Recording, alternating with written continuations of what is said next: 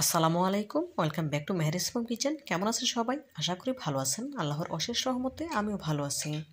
বন্ধুরা, ফিরে এলাম নতুন আরও একটি রেসিপি নিয়ে। আজ আপনাদের তৈরি করে দেখাবো দুধ পুলি পিঠার সহজ একটি রেসিপি। আশা করি রেসিপিটি আপনাদের ভালো লাগবে। তো বন্ধুরা, না টেনে পুরো ভিডিও জুড়ে সাথে থাকার অনুরোধ রইল। চলুন মূল প্রিপারেশনে যাওয়া যাক। দুধ পুলি পিঠা তৈরি করার জন্য প্রথমে পুর তৈরি করে নিতে হবে। সেজন্য চুলে একটি প্যান বসিয়ে নিয়েছি। দিয়ে দেবো মেজারমেন্ট কাপের 1 কাপ কোরানো নারকেল, হাফ কাপ খেজুরের গুড় গ্রেট করে রেখেছিলাম, দেব হাফ কাপ লিকুইড দুধ, পরিমাণ মতো লবণ। এখন নেড়েচেড়ে পুরটা ভালোভাবে তৈরি করে নিতে হবে।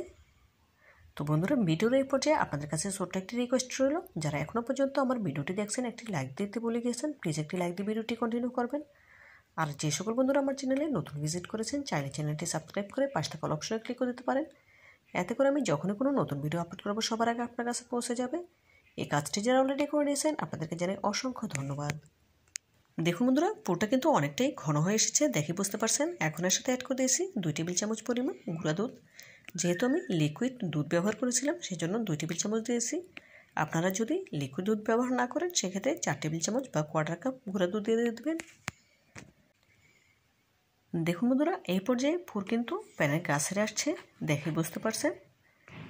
এখন গ্যাসের ফ্লেম অফ করে দিয়ে পুর চুলা থেকে নামিয়ে নেব। যখন পুরটা ঠান্ডা হবে তখন কিন্তু আরও ঘন হয়ে আসবে।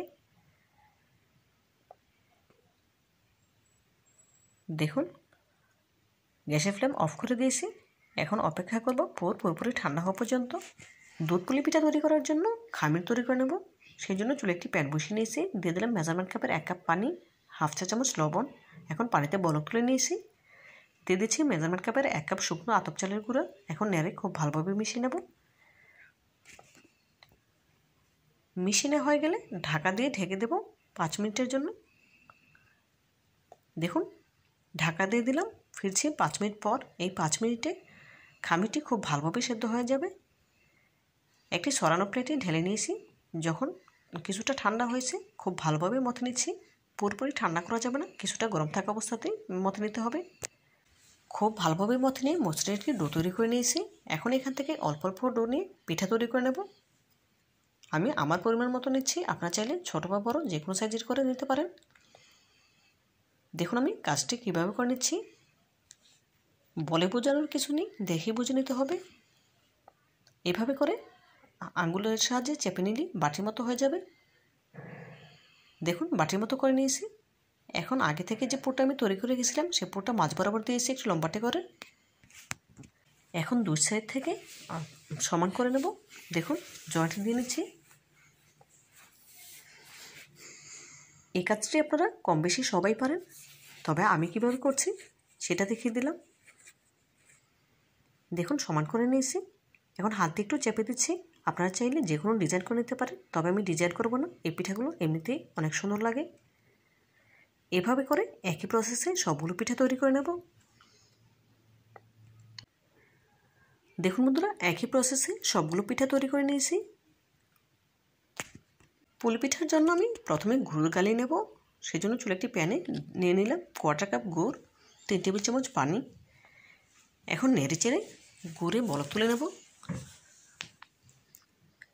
নাড়তে থাকবো যতক্ষণ না পর্যন্ত গুড় পুরোপুরি গলে বলক চলে আসছে ততক্ষণ পর্যন্ত। দেখুন বন্ধুরা, এই পর্যায়ে গুড় গলে পুরোপুরি বলক চলে এসেছে। এখন গ্যাসের ফ্লেম অফ করে দিয়েছি। এদিকে চুলে একটি প্যানে 1 লিটার লিকুইড দুধ নিয়েছি। দুধ আগে থেকে জাল করা ছিল।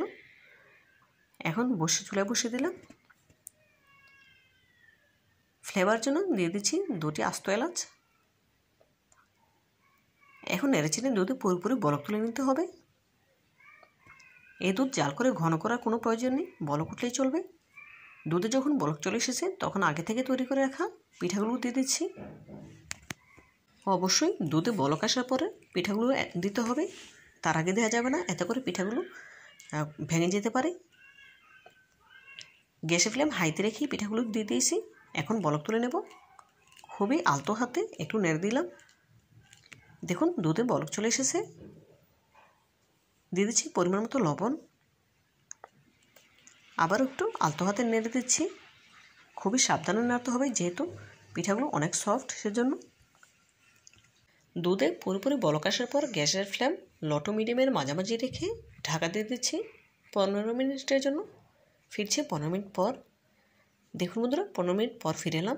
এখন ঢাকা তুলে নিচ্ছি। দেখুন এই পর্যায়ে পিঠাগুলো উপরে ভেসে উঠেছে, দেখেই বুঝতে পারছেন পিঠাগুলো পারফেক্টভাবে সেদ্ধ হয়ে গিয়েছে। এখন এখান থেকে আমি হাফ কাপ পরিমাণ দুধ তুলে নেব। যে দুধটা আমি তুলে নিচ্ছি সেটা যখন কিছুটা ঠান্ডা হবে তখন এর সাথে অ্যাড করে দেব হাফ কাপ গুঁড়া দুধ। অবশ্যই কুসুম গরম দুধে দিতে হবে। দেখুন এর সাথে অ্যাড করে দিচ্ছি হাফ কাপ গুঁড়া দুধ। এখন নেড়ে খুব ভালোভাবে মিশিয়ে পুলি পিঠা দিয়ে দেব।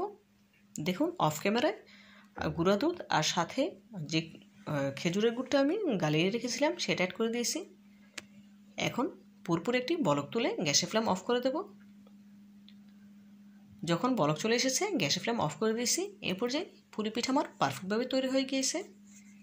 ফ্লেভারের জন্য যে এলাচগুলো দিয়েছিলাম সেগুলো তুলে দিচ্ছি। এখন একটি সার্ভিং ডিশে সার্ভ করে নিচ্ছি। দেখুন বন্ধুরা, এক এক করে সবগুলো দুধ পুলি পিঠা সার্ভ করে নিয়েছি। দেখুন মাশাআল্লাহ, দুধ পুলি পিঠাগুলো দেখতে কতটা সুন্দর এবং লোভনীয় লাগছে। এই পিঠাগুলো তৈরি করা একদম সহজ, খেতে কিন্তু দুর্দান্ত। আপনারা একবার হলেও আমার এই রেসিপিটি ফলো করে এই শীতের সিজনে দুধ পুলি পিঠা তৈরি করে খেয়ে দেখবেন, খুবই ভালো লাগবে ইনশাআল্লাহ। তো বন্ধুরা, আমার এই রেসিপিটি যদি আপনাদের একটু হলেও ভালো লেগে থাকে প্লিজ লাইক, কমেন্ট এবং শেয়ার করবেন। আর আমার চ্যানেলটি সাবস্ক্রাইব করে আমার পাশে থাকতে একদম ভুলবেন না। আজকের মতো বিদায় নিচ্ছি। দেখা হবে নতুন কোনো রেসিপিতে নতুন কোনো দিনে। ভালো থাকবেন সবাই। আল্লাহ হাফেজ।